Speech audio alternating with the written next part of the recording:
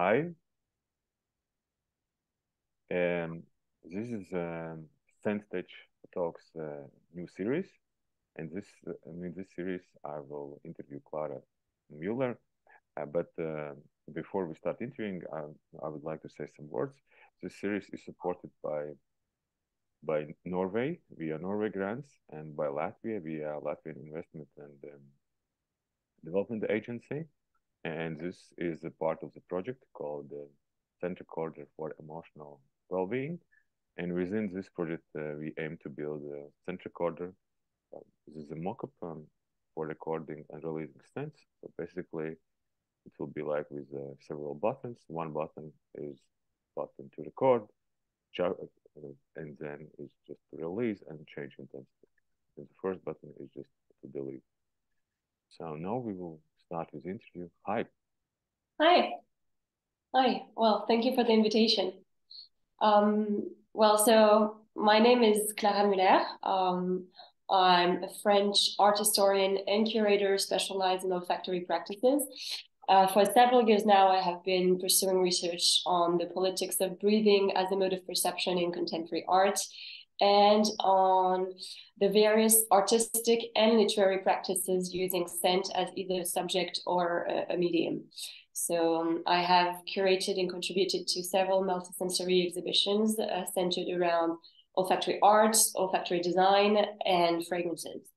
So I'm an independent researcher. I'm not affiliated to any university. I write and publish about all these subjects in various types of academic and non-academic publications. I do teach whenever I have the opportunity. I'm also an editor for the olfactory magazine Les, and I'm very lucky to have been collaborating with Les since the project was born in 2016. Because it's a great space and I have great freedom to do original research and to investigate olfactory vocations in the arts and in literature and in architecture, and to actually write for a large audience and to be able to democratize this kind of still very niche subject. So, yeah. Thank you. What is so far? What scientists discover? What are the main discoveries regarding science and human olfactory? I think there have been many significant discoveries in the last 30 years or so, mostly because before that, the sense of smell was still largely disregarded by scientists. And, until the 20th century, it was still largely believed that smells were waves like sound and not molecules. But since Linda Buck and Richard Axel won the Nobel Prize in the early 1990s, the studies around smell have multiplied. And one simple but yet major discoveries from the recent decades is that, contrary to popular belief, the human nose is actually capable of discriminating a very large number of odors, and even sometimes at very low concentrations. We know so much more now. We also know more about the links between olfaction and cognition and memory and emotions and behaviors. And because we understand now better the neurobiological aspects of smells and the genetics behind it, and because there have been also incredible progress in the fields of synthetic chemistry and biochemistry and so on, we are also seeing an amazing boom in technologies and designs and artworks relating to sense and smell in general. So hard to point just one important discovery, I think. And what should be discovered? Still many things we don't know. Not being a scientist myself, maybe I'm not the best to answer the question, but I think I know there are different fields in which the research seems to be very promising. I'm really interested in the work with electronic noses and how they can be used for many applications, including detecting various illness at a very early stage, which is something I find really, really interesting. I'm also excited about the new research being done in the field of anosmia, trying to understand how and why people lose their sense of smell and how they could, or what can be done to retrieve at least some of the smelling capacities. And you know what you are doing, also working on digitizing scents, on working with new technologies to detect and generate and share scents. I think it's also something very exciting that's being worked on. Overall, I'm really interested in all the various ways smells and scents can impact us in different contexts, and so how we could use them in ways that we don't yet. So that's also why, besides olfactory arts, which has been my main research focus in the last 7 years, I'm also interested in olfactory design, which was a subject for an exhibition I co-curated with Elisabetta Pizzu at the Museum of Craft and Design in San Francisco last year. And so I think olfactory design is an interesting field to study, because you find in design applications for the research being done. And I think there's great possibilities for the future. And what is your explanation why humanity has a photo camera or audio recorder, but we don't have a medium yet for scent? I mean, it's true that, I mean, there have been objects designed for scents, but not in the same way that we have that for sight or hearing. And we have thousands of objects and devices and tools and experiences that have been created for sight and hearing, but little dedicated to smell.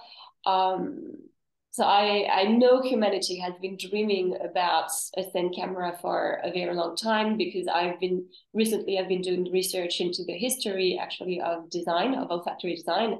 And if you dig into the history of the last 150 years or so, you'll find references to the idea of the scent camera, especially in fiction. And very early on, so in the 19th century, the late 19th century, there's a French novel entitled Tomorrow's Eve, L'Ève Future. It was written by Auguste Villiers de l'Isle-Adam. And in this book, you find references to a process meant to collect and reproduce the bodily odors of a woman in order to create an android version of that woman. I also found a science fiction short story from 1923, I think, by a French novelist named Bernard Gervaise. And in this short story, he imagined that smell could be recorded on a phonograph-like device to be played back like we listen to music. And closer to us in time, there's also a charming little device in a movie named Harold and Maude by American director Al Ashby. And you can see in this movie, you can see Harold sniffing olfactory landscapes in a mask, and all the smells are preserved in small gas tanks, and they can be enjoyed again and again. So just a few examples, but yeah, capturing smells to be able to play them back and to preserve them is certainly a fantasy that's been shared by many.